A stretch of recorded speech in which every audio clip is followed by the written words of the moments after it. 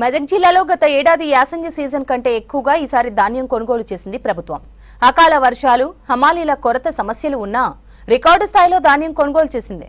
జిల్లా కలెక్టర్ రాహుల్ రాజ్ పర్యవేక్షణతో టైంకు తమ ఖాతాల్లో డబ్బులు జమ అయ్యాయన్నారు రైతులు. మెదక్ జిల్లాలో ధాన్యం కొనుగోలు గతంలో కంటే ఈ సంవత్సరం ఎక్కువగా ఏర్పాటు చేసింది ప్రభుత్వం. ధాన్యం దిగుబడి ఎక్కువగా వచ్చినా ఇబ్బందులు లేకుండా అన్ని ఏర్పాట్లు చేశారు అధికారులు. వేగంగా ధాన్యం డబ్బులను రైతుల బ్యాంక్ ఖాతాలలో జమ అయ్యేలా చేశారు.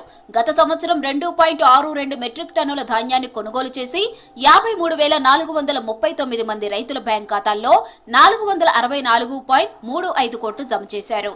ఈ సీజన్లో ఈ నెల 30 వరకు 2.90 మెట్రిక్ టన్నుల ధాన్యాన్ని సేకరించి 555.79 కోట్ల రూపాయలను 69,800 మంది రైతుల బ్యాంక్ ఖాతాల్లో జమ చేశారు జిల్లా అధికారులు.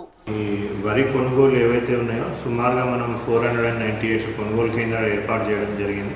మరి అన్ని కొనుగోలు కేంద్రాలు కూడా లాస్ట్ సీజన్తో పోలుస్తుంటే ప్రీవియస్ ఇయర్తో పోలిస్తే అత్యధికంగా ఇప్పుడు వరకు కూడా 2,90,000 మెట్రిక్ టన్నుల వరి మనం ఆల్రెడీ కొనుగోలు చేయడం జరిగింది.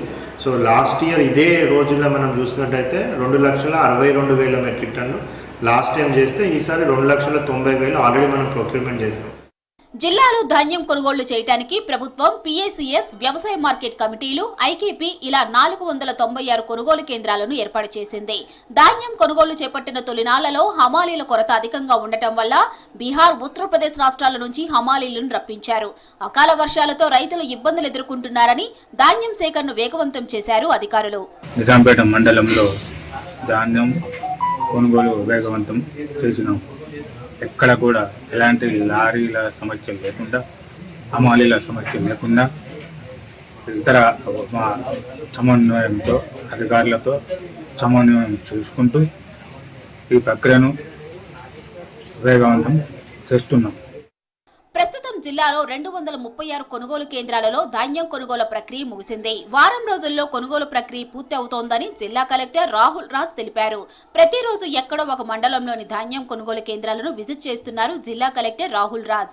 ఆయనతో పాటు ఆర్డీఓలు, తహసీల్దారులు, మండల అగ్రికల్చర్ అధికారులు ఎప్పటికప్పుడు కొనుగోలు కేంద్రాలను సందర్శిస్తున్నారు.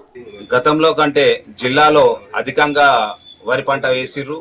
అధిక వరి పంటను కూడా ప్రభుత్వం కొనుగోలు చేసింది. అదేలాగే ఎమ్మెల్యే గారు చొరవ తీసుకొని మరి కొన్న ధాన్యానికి కూడా రైతులకు ఎలాంటి ఇబ్బందులు లేకుండా కూడా ప్రతి 2 రోజుల లోపలనే అందరికి కూడా డబ్బులు వేయడం జరిగింది. ఇప్పుడు కూడా జిల్లా వ్యాప్తంగా రైతులు అందరూ రాష్ట్ర వ్యాప్తంగా, జిల్లా వ్యాప్తంగా కూడా సంతోషంగా ఉన్నారు. సేకరించిన ధాన్యాన్ని రైసు మిల్లులకు తరలించడానికి 730 లారీలను ఏర్పాటు చేశారు అధికారులు. మెదక్ జిల్లా నుంచి సిద్దిపేట జిల్లాకు 54,000 మెట్రిక్ టన్నుల ధాన్యాన్ని తరలించడానికి ప్రభుత్వం పర్మిషన్ ఇచ్చింది. అకాల వర్షాలకు రైతులు అధైర్యపడొద్దని, ప్రతి రైతు పండించిన ప్రతి గింజను కొనుగోలు చేస్తామని హామీ ఇచ్చారు జిల్లా కలెక్టర్ రాహుల్ రాజ్. రైతులకు ఎలాంటి ఇబ్బంది కలగకుండా, మరి ఎవరికి ఎలాంటి నష్టం కలగకుండా ధాన్యం కొనుగోలు సెంటర్లు ప్రారంభించి మరి దగ్గరుండి రైతులకు దగ్గరుండి మరి కొనుగోలు చేసి పంపించేసాం. అకాల వర్షాల వల్ల కొద్దిగా రైతులకు మరి ఏదో ఈ ప్రకృతి దాన్ని అనుకూలించలేదు. కొంతమందికి ఇబ్బంది కలిగిన తడిసిన ధాన్యాన్ని కూడా కొని మరి 100% కొని పంపించేసినాం. దీనికి గవర్నమెంట్కు ధన్యవాదాలు తెలుపుతున్నాం. గత సంవత్సరం కంటే ఈ సంవత్సరం ఎక్కువ ధాన్యం కొనుగోలు కేంద్రాలకు ఏర్పాటు చేశారు అధికారులు. మార్కెట్ యార్డులో రైతులు ఇబ్బందులు పడకుండా చర్యలు చేపట్టారు.